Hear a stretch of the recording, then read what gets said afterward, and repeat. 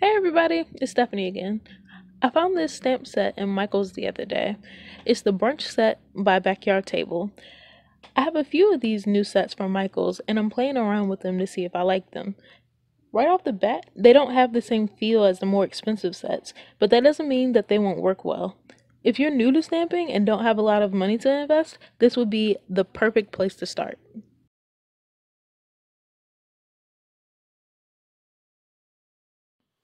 I really want to get into this and show you guys what you can do with this one stamp set. So I'm going to be making 3 cards using just this one set. I start off cutting one 8.5 by 11 inch piece of paper into 4/4.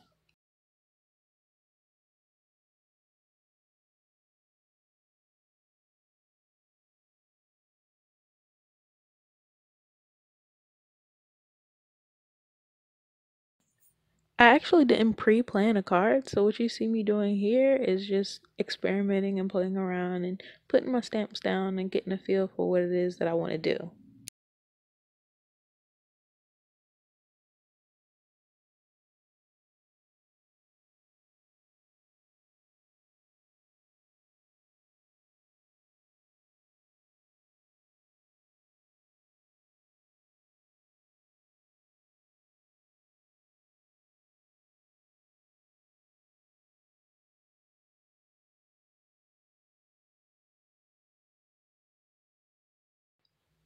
By now, I actually chose a direction, and I was inspired by a roll of washi that I had. Closer to Christmas, Michael's had a big sale on all their washi and all their Christmas items, and I actually saw some Hanukkah washi. So I was like, I grabbed that up because you don't see that too often.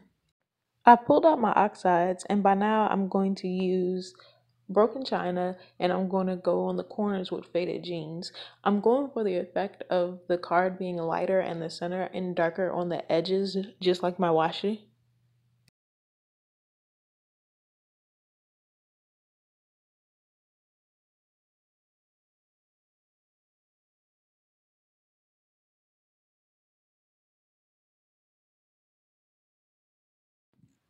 It's time to stamp, and you're seeing me use my Tim Holtz stamp platform.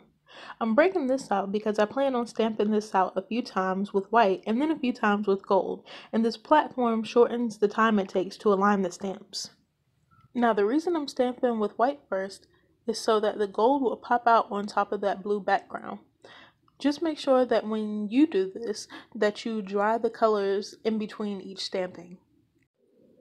I like the way my gold is popping out, so I'm going to add the piece that we've all been waiting for, the washi. I really like the washi with the gold foiling in it. A lot of washis have just a whole lot of decorations, but this one I feel like really adds that little extra by having that foil. You see me using a T-square here because for whatever reason I decided I was going to be super extra and get this washi placed perfectly straight on my invite. Feel free to eyeball this or use some other straight edge if you need to. When my washi is where I want it, I kind of fold it behind the invite and cut off the hanging pieces so that they're not just flailing in the wind.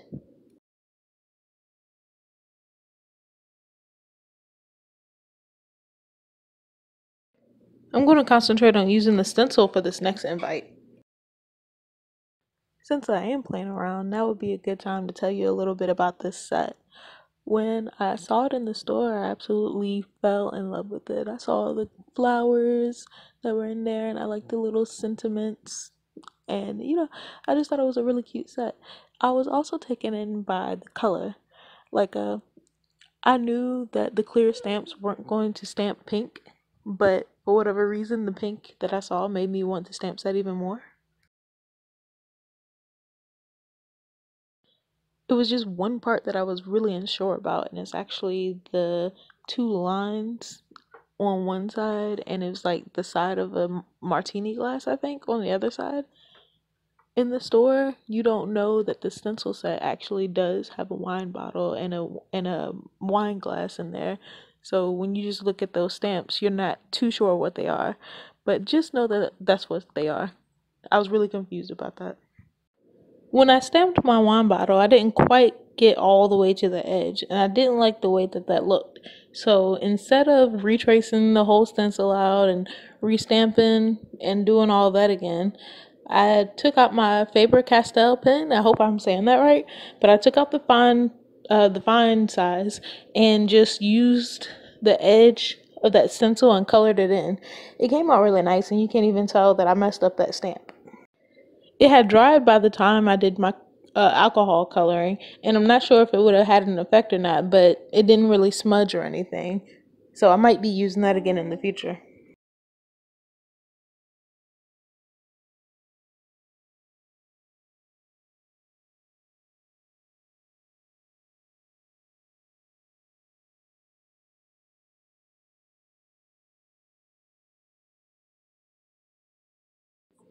A lot of what you're going to see me do now is just do my coloring with my alcohol markers.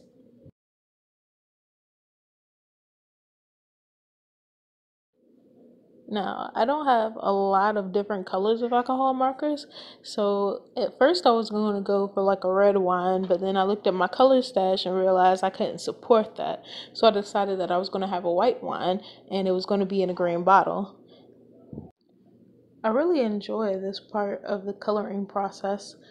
I don't know why, but it just soothes my mind and relaxes me just to put the color on the paper and see it come to life. I really could just color all day if I had it like that. You'll see me go back and forth with the same colors a couple of times. I didn't want to use my blending pen, so I just used lighter versions of green to blend in the different colors and kind of draw it into the center. I wasn't going for having like a shine or a gloss on the bottle, but after I finished coloring it, that's kind of what it looked like to me. So I just started going with it once it started developing.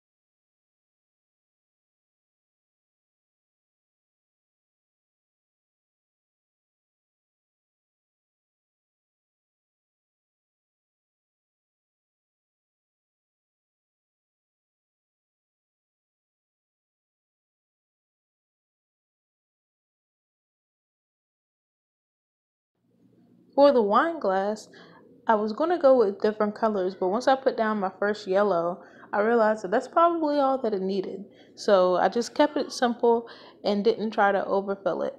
I was going to go try and add some dimension by maybe adding like a blue or a gray highlight to the glass, but I really don't think that it needed all that, and I'm glad I didn't do it because I like the way that it turned out.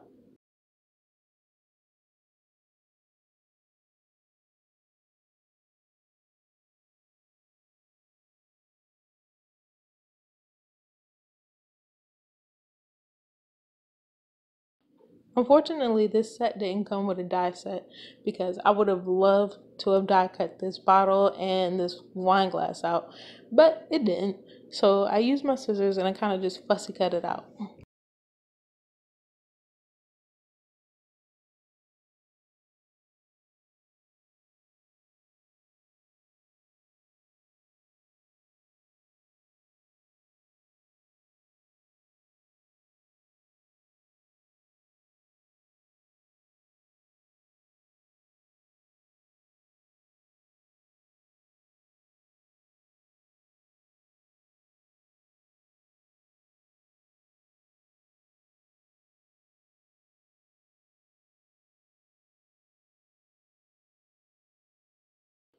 Be careful around the stem of the wine glass because it gets really, really thin right there, and it's easy to bend that one piece or even crease it on accident if you were trying to. So yeah, just be careful around that one spot. Next, I'm going to use my Xyron sticker maker. I'm going to put my two pieces that I cut out, put it through the machine, and peel and stick. Just follow the directions that comes with it. I really love this little machine. It's made everything so much easier for me when it comes to cutting out these small pieces or really intricate die cuts. It's invaluable in my stash and I'm glad that I have it. I originally cut up a white piece of paper to make my invitations with, but I felt called to do something different with this one. I cut up my cream paper in quarters and then I cut it down a little bit more so that it would fit within a piece of green paper and still show some green on the side. From there, I took my quarter punch and punched out each of the corners just to get a little decorative effect. I've used my ruler to line my images up and put them up there the way that I wanted to. The sticker adhesive on the back of them made it really easy so that I wouldn't have to glue anything and there wouldn't be any glue bubbles behind my images.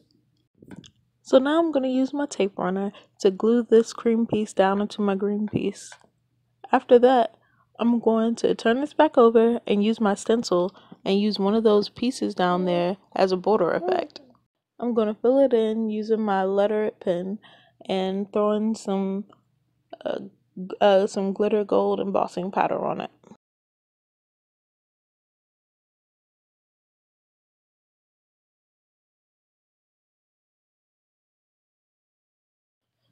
Now that my line has been embossed, I'm going to do the most important part, the stamping.